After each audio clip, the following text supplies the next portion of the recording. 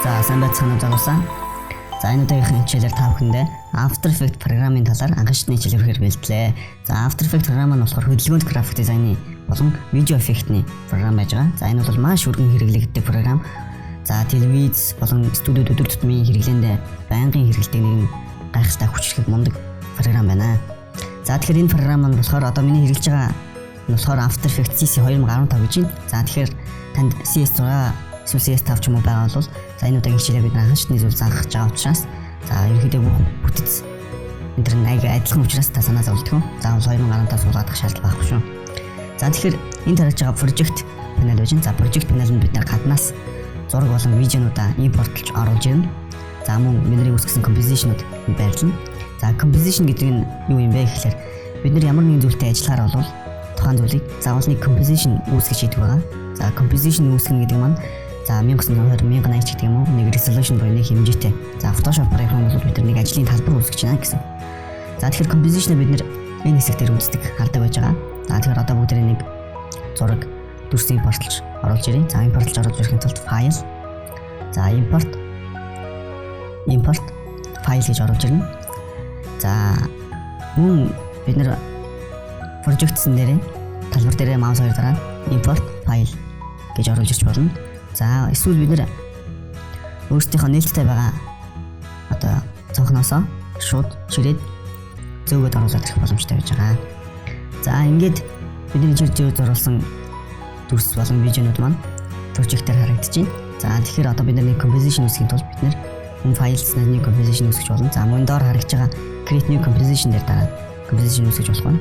За тэгэхээр энэ composition маань хамгийн их бид нэр бичиж өгнө. За тэгэхээр энэ дээр жишээ шиг юм уу comp 1 comp 2 гэдэг юм уу өөрөөр хүснээ бичиж өгч болно.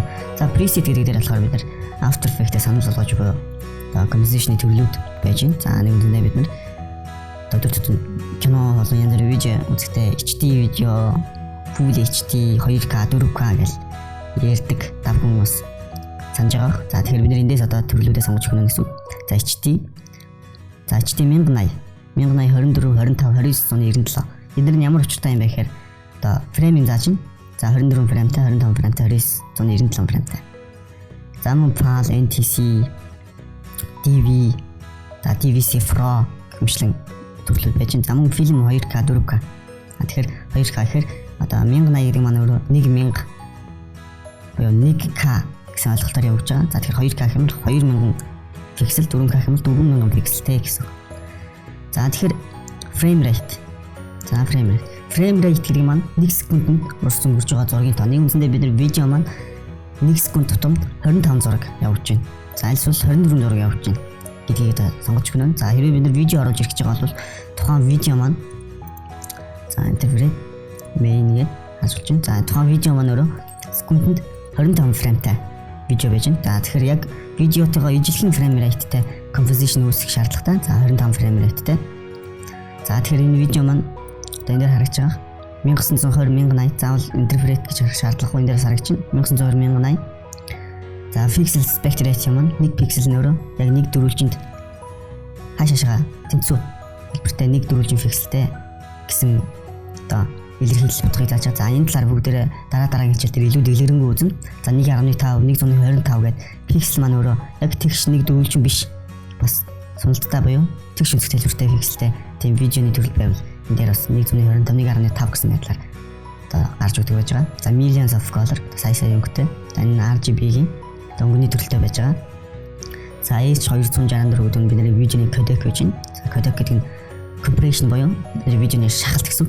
Үндсэндээ видеоны одоо resolution-ыг багасгахгүйгээр хэмжээг нь багасгахын тулд бид нар bitrate гэдэг зүйлийг одоо багасгаж өгснөөр видео бол багасдаг. За тэгэхээр энэ H264 гэсэн шахалтын төрлөөр видео одоо хүрсэн байна. За видеоны аудио 48 кГц, за 32 бит стерео дууралттай аудио нэгж энэ хүү видеоны бүх мэдээллийг харуулж байна. За бид нар new composition гэхдээ энэ бүгдийг ижлэхэн харуулж өгөх ёстой. За аль эсвэл яг энэ өгөгдсөн мэдээлэл нэг composition үүсгэхэд бол бид нэр тухайн видеогоо чирээд за composition маань энэ icon дээр авчиж тавина.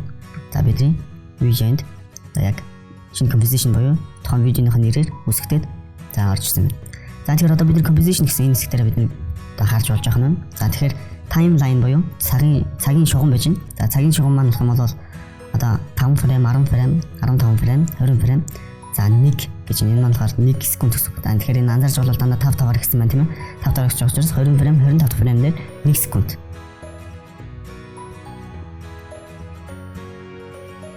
1 секунд болсон байж байна. За дахиад 5 фрейм, 10 фрейм, 15 20, 25 фрейм дээр 2 секунд гэсэн байдлаар явж байгаа. За тэгэхээр энэ бол 1 секундэд бид нэр одоо 25 зураг үзэж байна гэсэн үг. За 25 зураг. За тэгэхээр энэ заримдаа одоо бүр ихээр ч юм уу алгасчих магадгүй. За тэгэхээр ягаад вэ гэхээр таны одоо видеоны урсж өнгөрж байгаа нийт хугацаа маань өөрөө одоо 5 секундээс их одоо 1 минут ч гэдэг юм уу 3 минут ч гэдэг юм уу байх юм бол бидний одоо энэ хугацаа маань бүр ингэ томрож хахтай явчихна. За тийм байгаа бид энийг жижиг хэсгэж нэрийчилж харахын тулд энэ дээр байгаа цэнгэр шугамыг одоо доош нь татаад харах хэрэгтэй. За тэгэх юм бол бид нэр одоо энэ 5 фрейм 10 фрейм гэж байна. За өсвөөс анших юм бол фрейм нь наажуулж байна. За 1 дэх фрейм 2 дэх фрейм.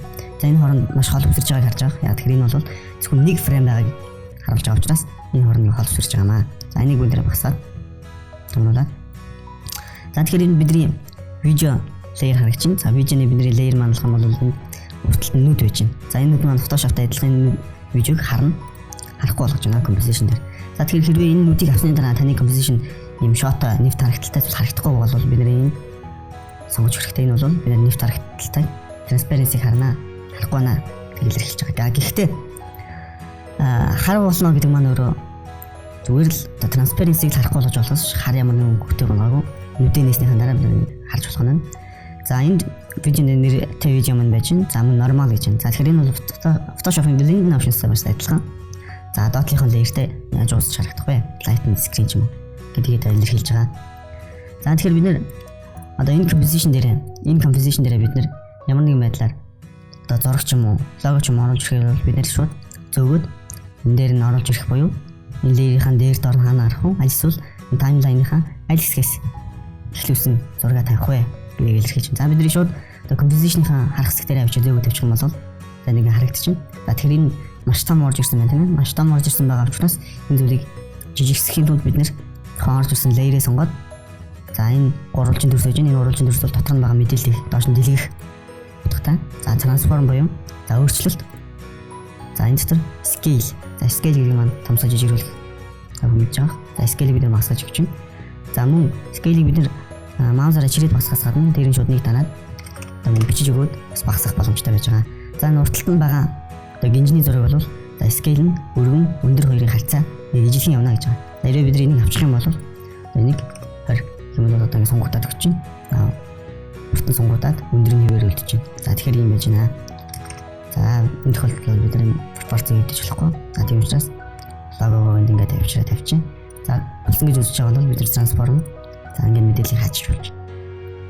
За тэгэхээр одоо бидний дэлгэснээр байнгын байж хана. За хэрвээ бид энийг 1 секунднээс эхлүүлэх гэх юм бол бид энийг хойш нь татаад 1 секундээр авчиж чинь. За ингэснээр бидний энэ icon маань лого маань 1 секундын дээрээс гарч ирнэ. 1 секунднээс. За үүний дараагаар бид нэр одоо viewer буюу энэ composition-ыг харахтаа энэ доор нэлээдэн контрол удирдлагууд байгааг тавхан харж байгаа. За энэ анхны нэгжил учраас бид нар бас бүх зүйлийг нэг үрчлэн тайлбарлаж явах юм бол бидний цаг хугацаа амжихгүй дараагийн хичээлээр нэг үрчлэн нэрийн тайлбарлах болно. За тэгэхээр одоохондоо бид нар чухал анхан заавал мэдэх ёстой зүйлсүүдийг харъя. За тэгэхээр half гэж нэнд half гэдэг маань тал гэсэн үг тийм ээ. За тэгэхээр бидний дэлгэсэн дээр харж байгаа resolution буюу нектрал маань хагас пиксел нь харагдана, хагас пиксел нь зарим харагдана гэдэгт илэрхийлж байгаа. За нэг үндэ 1920 1080 юм бол 1270 зорчилт юм уу. Ерөөдөө яг хагас пиксел нь харагдана. За full гэх юм бол тэр full resolution буюу 1080-аар нь харах нь байна. За гэхдээ одоо бидний компьютерийн хүчин талаас шалтгаалаад full харж байгаа үед бас удаашралтай явах боломжтой. За тэгэхээр бид эхний фрейм дээр авчираад space дарна. За анкер билээ дарагдж байгаа хүчин. За бид энд нэг ногоон өнгөтэй зүйл гүйгээд байгааг харж байгаа. За энэ гүйж байгаа зүйл нь болохоор RAM preview буюу RAM-д бидний энэ хэсгийн видеог санаж өгч байна гэсэн. Тэгэхээр энэ хэсгийн видео санаж байна гэдэг нь болохоор бид нар одоо болиулаад эхнээс нь явуулах юм бол бидний энэ ногоон болсон хэсэг маань одоо гацалтгүй буюу шууд real time-аар явж харагдах нь байна гэсэн. За тэгэхээр юм хана. За full байж байгаа үед бид нэлээд удаан процессж байгаа харж байгаа. Хэрвээ half болох юм бол за дахин ногоон маань байхгүй чинь яа тэгэхээр бид нар full дээр процесссан одоо half дээр дахин процесс шаардлагатай гэсэн. За гэхдээ тэнхэр болж байгаа нь юу вэ гэхээр бас сансан байгаа зүйл нь одоо бүрэн биш ч гэсэн одоо иргэн санахтаа хурдан байгаална гэдгийг илэрхийлж харуулж байна. За space дарахад За сэгэрсгүүд нь илүү хурдан үрж гарч байгаа. За харагч байгаа ногоон болж байна. За ингээд бидний одоо таймлайн маань ингээд ногоон хэсгээр маш хурдан биднэрт харуулах болно. За тэрний дараагаар нь бид нар энэ байгаа энэ дүрсийг харж байгаа. За энэ дүрс маань юу юм бэ гэхээр бид дэлгэцэн дээр action save буюу дөрвөлтлэх аюулгүй байдлын одоо шугам харуулж өгнө гэж байна. За title. За тэгэхээр бид энэ title action save гэх юм бол бид одоо ямар нэгэн байдлаар текст бичсэн үед текст маань өөрөө энэ гадна талын зураснуудаас гарахгүй байж өгөх ёстой шүү гэдгийг бид одоо харуулж өгч байна. За яагаад гэж байгаа гэхээр янз бүрийн дэлгэц, янз бүрийн мониторын дээр харахаар бидний эсвэл телевиз дээр ч юм уу дүрс заримдаа тайрагдах эрсдэлтэй байдаг. Тийм учраас энэс дотгошоо хойж гисэн тохиолдолд бидний текст бүрэн харагдана гэдгийг илэрхийлж байна. За тэгэхээр энийг бид унтраач. За дараагаар нь бидний энэ видео маань яг энэ хэмжээндээ одоо ингэж татаж түлхэгдэж харагдаж байна. За тэгэхээр энийг бид нэр томруулж харахын тулд за 100%. За 100% гэх юм бол бидний яг үндсэн дэлгэцний хэмжээтэй фикс нь яг таарч харагдана гэсэн.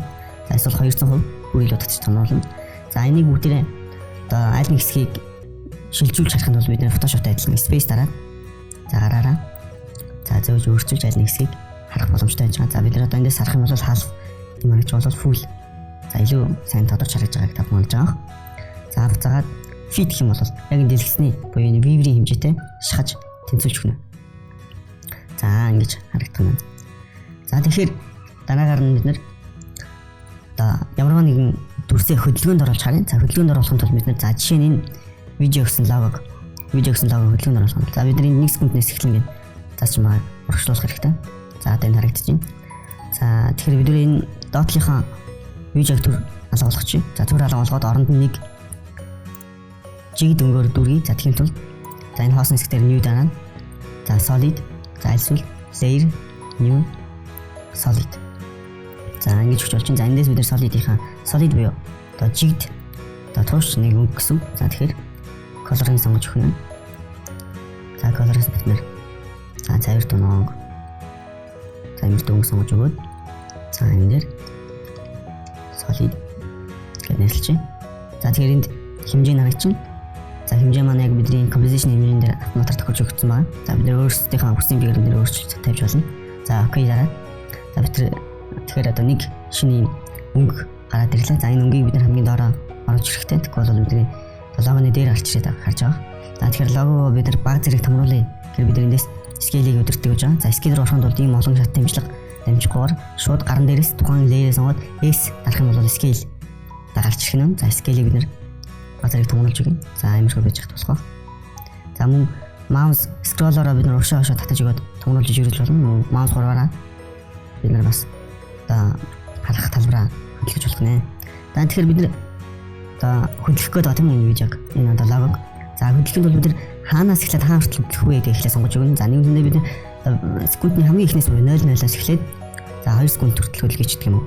За тэгхийн тулд 0.0 секундын дээр бидний курсор индикатор буюу цагийнхаа шугамыг авчиж тохируулах хэрэгтэй. За түүний дараа бид нар за энэ менюг дэлгээд transform position буюу хөдөлгөөн тийм ээ байршил. За байршлыг бид нар заавал энийг дэлгэхгүйгээр P буюу position дарж өгөхөд энэ дээр гарч ирнэ. За одоогийн байгаа position маань бид нар 355 569 гэсэн за пикселийг зааж байна. За энэ ямар утгатай юм бэ гэхээр бидний хамгийн дээдлийн зэг маань 0 цаг гэж авч байгаа. Энд дэше шигээ 1920 доош 1080. За тэгэхээр одоо байгаа энэ бидний логоны төв зэг нь энд харагдаж байна. За төв зэг нь өөрөө X-ийн 355 пиксел, за Y-ийн 569 пикселээр харагдаж байна гэсэн. За тэгэхээр цаг хөдөлгөөнд бол бидний цаг зааж өгнө. Үүнсэндээ яг энэ цагаас одоо эхлэх буюу энэ дээр keyframe тавьж өгч байна. За keyframe-ийн дараагийн утгыг бид 2 секундын дээр за энэхүү логогийн тавьж хөдөлгөхийн тулд бид X буюу хөвтэй тэнглэх юм. Ингэж хөдөлгөх нь. За тэгэхээр энд нэг шугам гарч байгааг харж байгаа. За энэ бол бид эндээс шишгээ хөдөлж байгаа гэдгийг харуулж байгаа.